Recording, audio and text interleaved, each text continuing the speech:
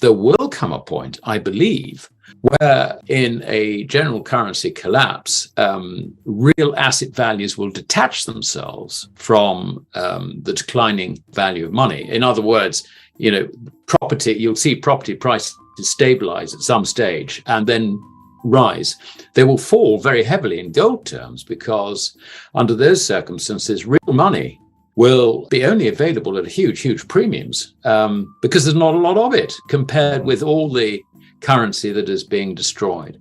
So I think, Daryl, the answer to your question is yes, I do see further substantial falls in stock markets because not only are we not done with the rise in government bond yields around the world, but they are going to rise considerably further, and that's going to create even more difficulties for governments whose budget deficits are going to increase very substantially as a result of the contraction of bank credit, which I think we've discussed before.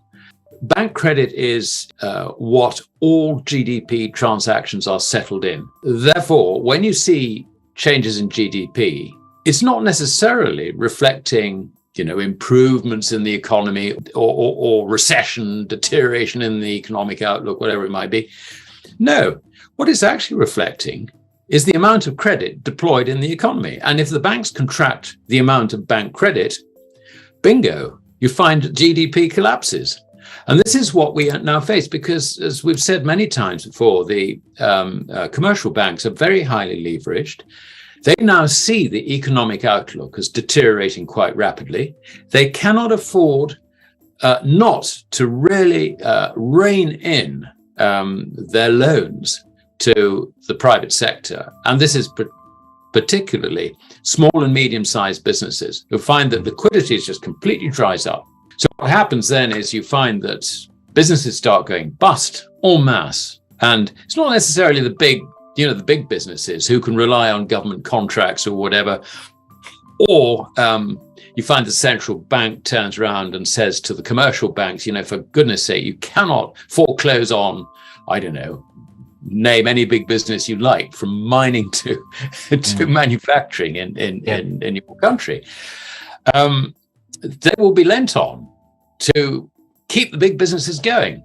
Okay, so if that's the case, I've got to close down everybody else because I'm over leveraged. My balance sheet, I've got to look after my shareholders. To hell with the regulator, I've got to look after my shareholders. And that's the position that bankers are rapidly getting themselves into. So we can see that with credit withdrawn from the economy, this is commercial bank credit being withdrawn from the economy, we face not only sharply rising prices as a result of the falling purchasing power of our currencies, but a falling GDP as well. Now, this is a lethal combination as far as the authorities are concerned, because this is reflected in rapidly increasing budget deficits, which have to be financed. Oh, but we've got a problem, Houston, because it's all very well saying that, we're going to need to borrow another $1 trillion or $2 trillion or $3 trillion or $4 trillion, whatever the figure is.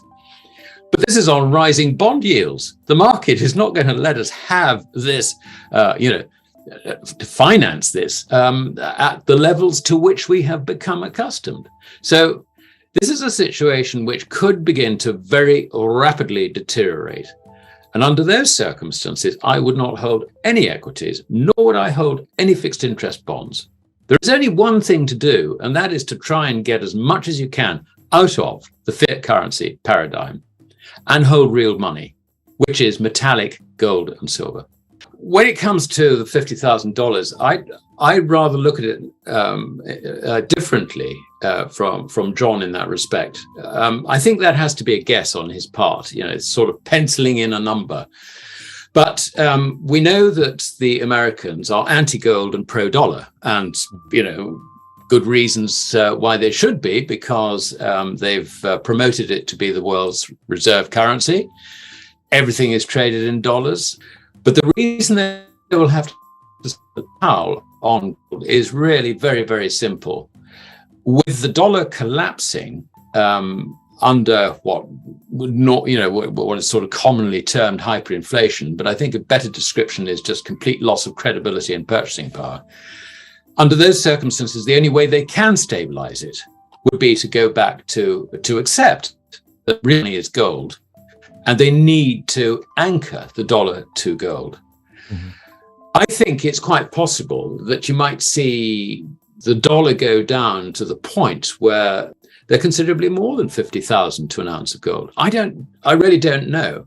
I mean, that is ahead of us, but there are going to be extreme difficulties, I think, for the Western fiat money establishment, fiat currency establishment, extreme difficulties for them to accept the reality of the situation. And it's going to be different for different countries. I mean, you know, Canada has sold all its gold, got none at all. Britain, under Gordon Brown, sold 2/3 of its gold, which wasn't very clever. And so far as I'm aware, the Treasury has made absolutely no attempt to recover any of the gold that it lost at under $300 an ounce, by the way. So, I mean, some countries, bizarrely, seem to have quite a lot of gold. I mean, places like Turkey, whose currency is collapsing. Yeah. And interestingly, going back to if you like, the Russia-China axis, I mean, if you look at who's actually been buying gold in the central banks, it's been predominantly, you know, Shanghai Cooperation Organization members, also other members of the Eurasian Economic Union. If you take all those together, they've, accumulated far larger amounts of gold than any of what I would call the sort of either Western aligned or non-aligned nations' central banks. I think we're looking at something like over 4,000 tons as against 800 tons. This is quite an important signal, I think, that there's going to be a more ready acknowledgement and acceptance that currencies should be linked to gold in Asia than is likely in the West. But really, as to John's point about $50,000, I think that can only be, sort of a pencil-in figure. I don't know whether he looked, say, at the quantity of money supply relative to gold ounces held by the US government. I mean, people do that sort of thing, but I mean, you can't, because for a start, the US government reserves haven't been audited, and B, really what you're looking at is a situation which is going to deteriorate from now. You can't really think in terms of, you can't really say, if the situation stopped now, then they would need to have so many, the price of gold would have to be whatever, because that's not happening. This is, we're getting a rapidly deteriorating and accelerating deteriorating condition for fiat currencies. So we cannot guess what the outcome will be in that sense. But what I can tell you is that they will have to go back to accepting that gold is money and all the rest is credit. And the only way to stop the collapse in the value of that credit is to anchor it to gold. How long that will take, what we will have to go through to get to that point, I have no idea. All I just know is it's going to be very, very difficult for us because we don't, our economic establishment just don't understand money.